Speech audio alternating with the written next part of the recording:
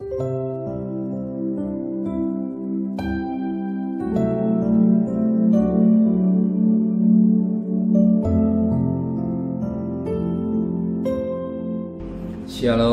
pagi, baik, sama-sama dudukkan kepala.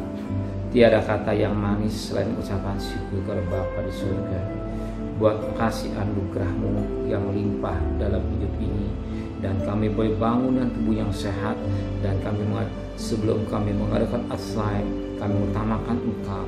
Jadikan kami Maria rohani yang di kaki-Mu. Kami boleh naikkan pujian penyembahan, kami juga boleh naikkan mendengarkan renungan firman-Mu. Roh Kudus mengurapi hamba-Mu, mengurapi kami mendengarkan, dan kami juga mau naikkan doa syafaat kepada Tuhan. Haleluya. Amin. Shalom, pagi. Mari sama-sama kita akan membuka firman Tuhan.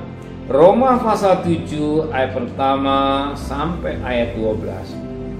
Roma pasal 7 ayat pertama sampai ayat 12. Arti hukum Taurat. Apakah kamu tidak tahu, saudara-saudara, sebab aku berbicara kamu yang mengetahui hukum, bahwa hukum berkuasa atas seorang selama orang itu hidup. Sebab seorang istri terikat oleh hukum kepada suaminya selama suami itu hidup. Akan tetapi apabila suami itu mati, bebaslah ia dari hukum yang mengikatnya kepada suami itu. Jadi selama suaminya hidup, ia dianggap berzina kalau ia menjadi istri laki-laki lain. Tapi jika suaminya telah mati, ia bebas dari hukum, sehingga ia bukanlah berzina kalau ia menjadi istri laki-laki lain.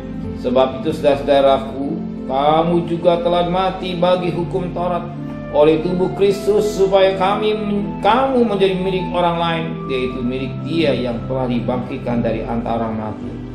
Maka kita berbuah bagi Allah, sebab waktu kita masih hidup di dalam daging, hawa nafsu dosa yang dirangsang oleh hukum Taurat bekerja dalam anggota atau tubuh kita agar kita berbuah bagi maut.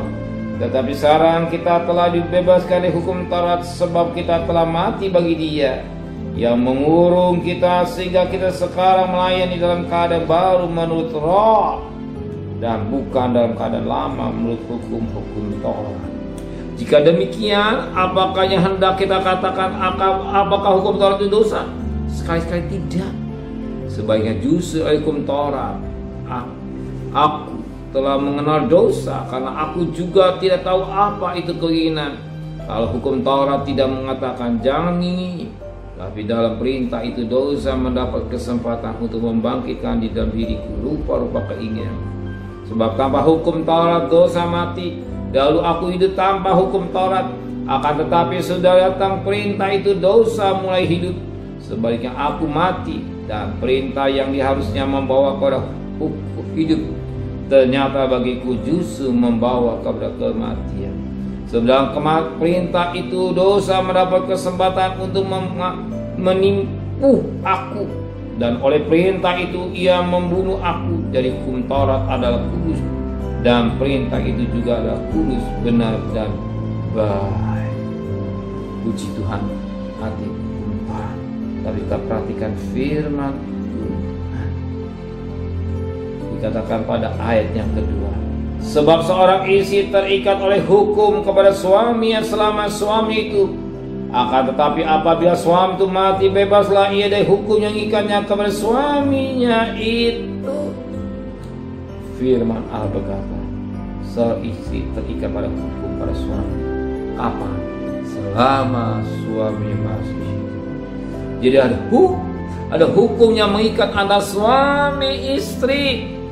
Istri terikat pada hukum selama suaminya hidup, tapi selama suaminya mati, dia bebas.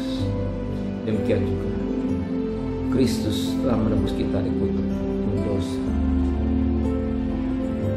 Dulu kita bagikan punya suami itulah dosa. Katakanlah lebih baik iblis. Tapi setelah ditebus, diputuskan hubungan kita dengan hukum dosa itu, atau kata hukum iblis ini, kita dihukum Allah. Karena kasih karunia, status kita akan berubah.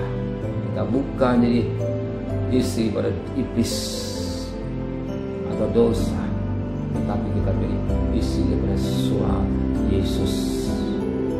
Dan firman Allah katakan 2 Korintus 11 ayat 1, aku cemburu ilahi karena aku telah mempertunangkan sebagai seorang laki pada seorang laki-laki yang membawa pengawal suci kepada Kristus. Dan kita akan dipertunangkan. Untuk orang Yahudi dipertunangkan artinya sudah terima mas kawin. Apa mas kawin diterima? Itulah darah dan nyawa. Dan Matius 1 ayat 18 dan 19. 1 ayat 18 suami Yusuf, tetapi pada ayat 19 tunangannya Maria. Jadi saat itu status kita sudah menjadi dibeli, sudah menjadi suami istri, tapi belum bukan suami istri. Dan kita sedikit saat ini menjadi tunangannya atau istri daripada Kristus. Kita menjadi milik Dia. Kita menjadi milik Dia. Yusuf bersama Maria menjadi miliknya karena sudah ditunangkan. Mungkin juga kita sudah terima mas kawin sebagaimana 2 Korintus 11 ayat 1 dan 2. Itulah darah dan nyawa. Dan kita menjadi milik Kristus. Kalau sudah menjadi milik Kristus, apa statusnya? Putus hubungan dengan dosa, putus hubungan dengan iblis. Kita menjadi milik Kristus. Apa yang kita pikirkan sesuai dengan maunya Kristus sebagai kekasih jiwa kita. Kalau Dia sebagai kekasih jiwa kita, Dia juga tahu kebutuhan sang istri atau mempelainya. Nah, seorang suami bertanggung jawab pada istri. Dia juga akan mencukupi kebutuhan saudara pada pagi harinya. Amin. Apa yang jadi kebutuhan saudara hari dia sudah siapkan. Karena dia seorang suami atau seorang mempelai pria surga. Amin. Yang mencukupi kebutuhan saudara. Terimalah dengan iman. Satu saudara sudah berubah. Satu saudara karena saudara menjadi milik Kristus. Yesus adalah kekasih jiwa kita. Dia tidak yang bertanggung jawab.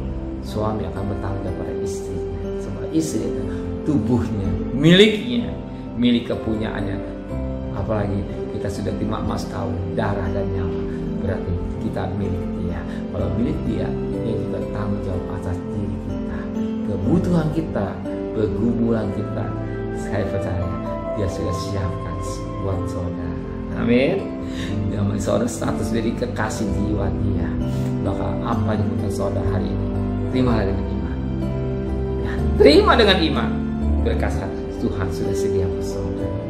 Ya, amin. Kebutuhan saudara ini jangan saudara takut, khawatir, cemas, bingung. Sebab kita punya kekasih jiwa kita, Yesus, sebagai sudah menebus kita menjadi darah melalui korbannya di jauh-jauh. Amin. Terima kasih Tuhan, status kami sudah berubah. Kami milik dosa, kami milik iblis waktu dulu, tapi sudah putus, sudah mati dengan dosa. Sekarang jadi milik-Mu. Kami jadi kekasih jiwa kami. Engkau lah kekasih jiwa kami, karena Engkau sudah menebus kami melalui darah yang sangat mahal. Itu adalah darah yang suci. Kalau milik Engkau, kami serta khawatir dengan hidup ini. Kami serahkan rumah tangga kami, bisnis kami, hidup kami sepenuh kepada Tuhan. Anak-anak kami terima dengan iman pemeliharaan Tuhan nyata di hidup kami. Sesulit apapun, kami percaya hari ini Engkau, kalau sulit apa, Engkau sanggup membuka jalan. Engkau sanggup menyembuhkan kami. Kalau kami sakit, Engkau juga memberkati segala kebutuhan hidup kami. Kami terima dengan iman. Yesus adalah kekasih jiwa kami. Kembalikan besok pagi dalam tubuh yang sehat, dengan tidak kurang satu. Berkati Bapak Presiden, Wakil Presiden, para Menteri, para Gubernur, para Bupati, para Wali Kota, para Camat, para Lurah, para RW, para RT, para medis, para awat, para TNI, para Polri.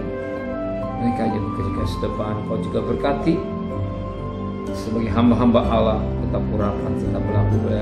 Memohon keamanan negara kami Indonesia, dan memohon ekonomi negara kami tetap diberkati oleh Tuhan. Saudara kekasih, terimalah berkat nikmat dari Allah Bapa, cinta kasih sayang dari Tuhan Yesus Kristus, dan berkat Roh Kudus menyertai saudara hari ini sampai Maranatha Tuhan Yesus datang. Yang cinta Dia katakan amin. Tuhan